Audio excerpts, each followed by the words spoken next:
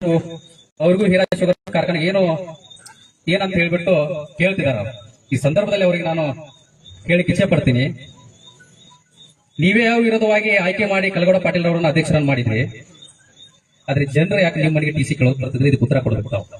ಇವತ್ತೇನು ಅಣ್ಣಾ ಸಾಹೇಬ್ ಜೊಲ್ಲೆ ಅವರು ಅವರೇ ಕಲ್ಲಿ ಫ್ಯಾಕ್ಟ್ರಿಗೆ ಏನ್ ಸಂಬಂಧ ಅಂತ ನೀವು ಕೇಳ್ತಿದ್ದೀರಲ್ಲ, ನೀವೇ ಅಧ್ಯಕ್ಷರಾಗಿರ್ತಕ್ಕಂಥ ಕಲಗೌಡವನ್ನ ಬಿಟ್ಟು ನಿಮ್ಮ ಮನೆಗೆ ಈ ಜನರನ್ನ ಯಾಕೆ ಟಿಸಿ ಕೇಳೋಕೆ ನೀವು ಕರ್ಸ್ಕೊತೀರಿ ಅಂತ ಇದಕ್ಕೆ ಉತ್ತರ ಕೊಡಬೇಕು ತಾವು. ಅದಕ್ಕೆ ಹತಾಶೆ ಭಾವನೆಯಿಂದ ನಾನು ಸೋಲ್ತೀನಿ ಅಂತ ಗೊತ್ತಿದ್ದು ಇವತ್ತು ಏನೇನೋ ಮಾತಾಡ್ತಾ ಇದಾರ. ಆ ಮಾತಿಗೆ ತಾವು ಯಾರು ಕೂಡ ತಲೆ ಕೆಡಿಸ್ಕೊಳ್ತಾ ಹೋಗ್ಬೇಕು. ಈ ರಾಜ್ಯದ ಮುಂದಿನ ಸಿಎಂ ಇವತ್ತು ನಮ್ಮ ಬೆನ್ನೆಲುಬಾಗಿ ನಿಂತಿದ್ದಾರೆ. 2028ಕ್ಕೆ ಸಿಎಂ ಆಗ್ತಾರ. ಮತ್ತೆ ಇವತ್ತು ಕೆಬಿ ಚುನಾವಣೆಗೆ ಕೇವಲ 3,000 ಓಟ್ಗಳಿದ್ವಿ.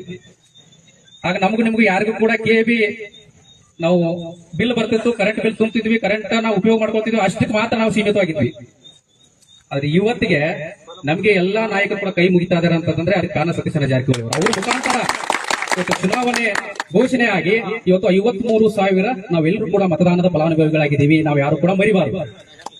ನಮ್ಮಲ್ಲಿ ಇದು ಅಧಿಕಾರ ಇದ್ದಾಗ ನಮ್ಗೆ ಯಾರಿಗೂ ಕೂಡ ಈ ಹಕ್ಕುಗಳು ಇರಲಿಲ್ಲ.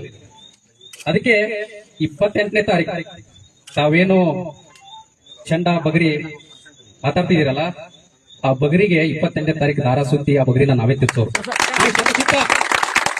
ಹಾಗಾಗಿ ಸತೀಶಣ್ಣ ಜಾರಕಿಹೊಳಿ ಅವರು, ಬಾಲಚಂದ್ರನ ಜಾರಕಿಹೊಳಿ ಅವರು, ಅಣ್ಣಾ ಸಾಹೇಬ್ ಜೊಲ್ಲೆ ಅವರು ಬೆಂಬಲಿತ ಅಭ್ಯರ್ಥಿಗಳಾಗಿರ್ತಕ್ಕಂಥ ನಮ್ಮ ಬೆನ್ನಲಿಗೆ ನಾವೆಲ್ಲರೂ ಕೂಡ ಓಟನ್ನ ಕೊಟ್ಟು ಬಹುಮತದಿಂದ ಆರಿಸಿಕೊಡ್ಬೇಕಂತ ಹೇಳ್ಬಿಟ್ಟು ಈ ಮೂಲಕ ನಾನು ಮತ್ತೊಮ್ಮೆ ತಮ್ಮೆಲ್ಲರಲ್ಲಿ ಕಳಕಳಿಯ ವಿನಂತಿ ಮೇರೆಗೆ ಒಂದೇ ಒಂದು ಓಟು ಕೂಡ ನಮ್ಮ ವಿರೋಧಿ ಪೆನಲ್ಗೆ ಹೋಗಬಾರದು.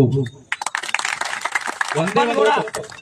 ಹಾಗಾಗಿ ತಾವೆಲ್ಲರೂ ಕೂಡ ಈ ಹಿರಿಯರದಿರಿ, ಯುವಕರದಿರಿ, ಆ ಮತಗಳನ್ನ ನಾವು ಯಾವುದೇ ಕಾರಣಕ್ಕೂ ಬೇರೆ ಕಡೆ ಹೋಗದೇ ಇರ್ತಕ್ಕಂಥ ರಕ್ಷಣೆ ಮಾಡಿ 28ನೇ ತಾರೀಕು ಪ್ರತಿ ಒಬ್ಬರನ್ನು ಕೂಡ ನಾವು ಕರ್ಕೊಂಡು ಹೋಗಿ ಮತವನ್ನ ಚಲಾಯಿಸಿ